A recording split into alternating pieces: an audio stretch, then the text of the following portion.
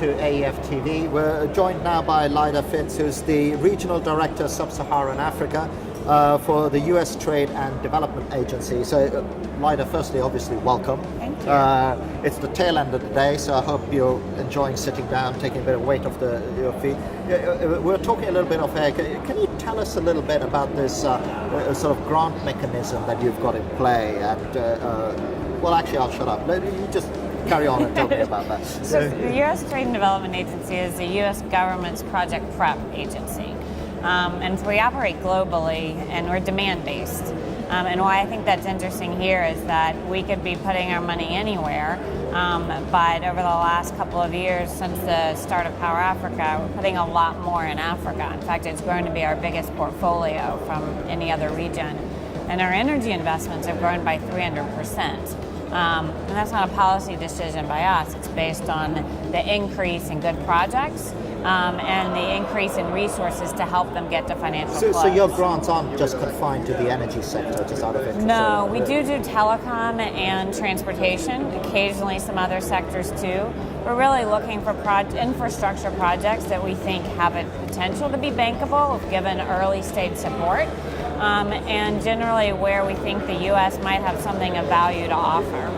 And so, catching on to that point, the reason for the grant-based funding is you want to take these projects over the line so that they can then get secondary funding further along. I'm trying to get the DNA of, what's the criteria? So if someone comes to you and say, listen, Lida, I've got a project, I want your money, I want the grant. What are the things you're looking for in that?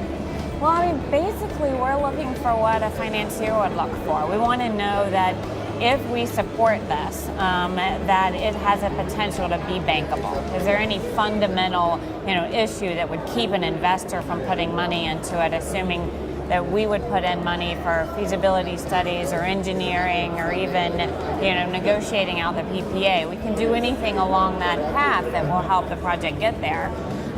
So, we want to see a good team in place. We want to make sure that the basic, back of the envelope math is something that would be viable in that country. We want to make sure that the enabling environment, the country itself is a place where financiers will go. And so we work pretty closely with OPIC, with GBSA, with IDC, with AFDB, and a range of private sector banks to make sure that we're making bets that they would also find viable. Right. So the grant will help the feasibility, and especially with renewables, everybody thinks you just put solar panels on the ground and that's it, job done.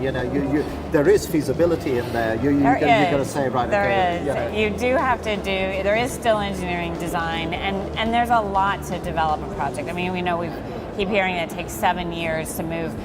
Everyone's trying to shorten that process, but it is still lengthy. There are a lot of pieces to that puzzle. And when you're operating at such an early stage before there's those, the analysis to get a financier involved, we're trying to make sure that these even smaller developers, have the support that they need to get across the line. Because a lot of them times it's these smaller developers are willing to take the risks in markets where, bigger players have the luxury of ignoring. And it's interesting you say that, because literally the interview just gone with Fieldstone Africa, they've got this renewable index map and so on. And one of the things that came out of that interview is this idea that there are a lot of smaller projects out there, and the current ecosystem is again focused on some of the bigger projects. So it is really about getting the smaller projects off the line that can then grow to bigger ones. I mean, to be honest, we would bet on a big project too. But where we're seeing a tremendous amount of demand is in the sub 100 megawatts, because there is the price of renewables coming down, a lot more people on the market, a lot of people reacting to improved, more open environments for private sector players to develop these.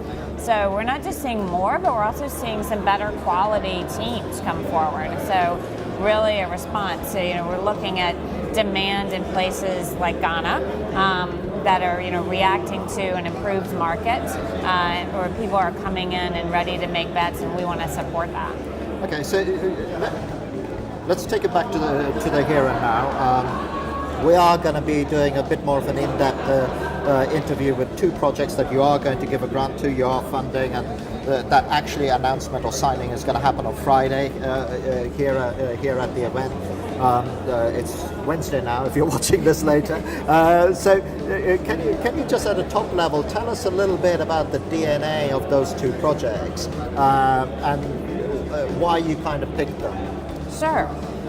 So they're both in Ghana. We're supporting the development of a 50 megawatt wind project around Accra, being developed by Electra.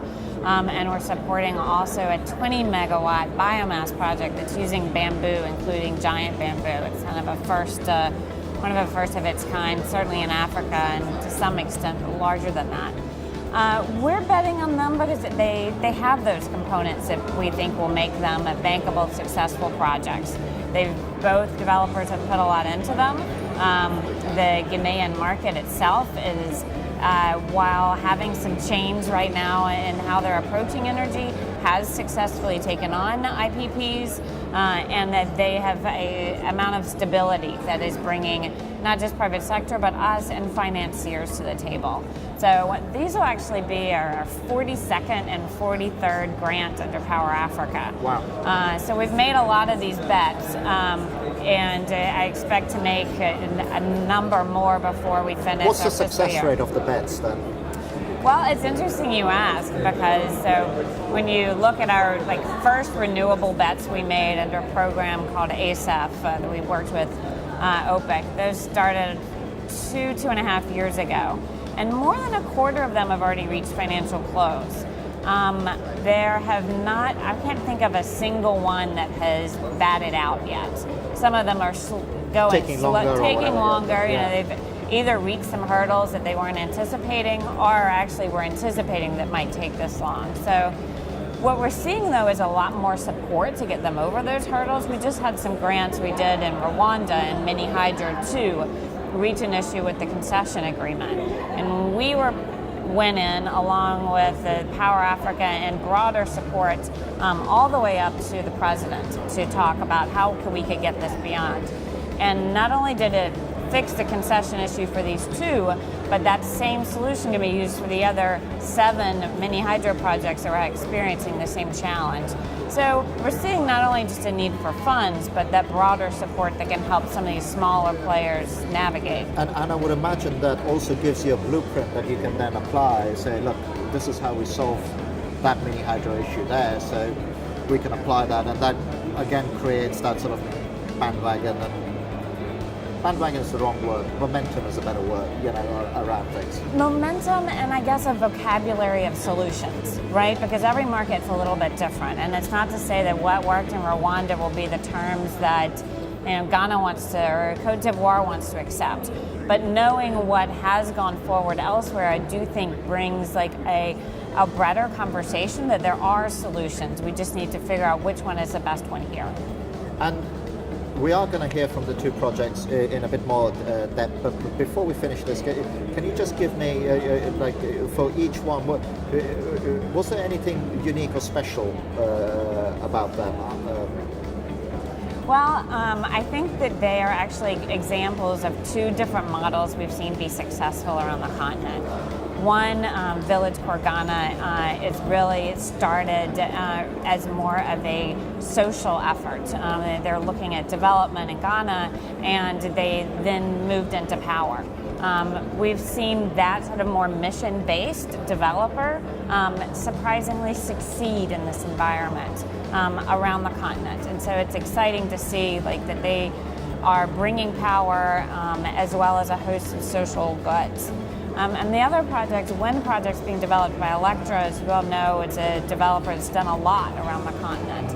And we're seeing that as a success too. And it's nice to see that in Ghana, there's that mix of different kind of players that are all betting on these markets and finding a way to bring power on. Excellent. And on that note, we'll leave it. If you're watching this video, there are 2 other interviews with the projects that Lida mentioned, so we're going to go into a bit more detail on those. Lida, thank you for taking the time to be with us, and thank you for watching.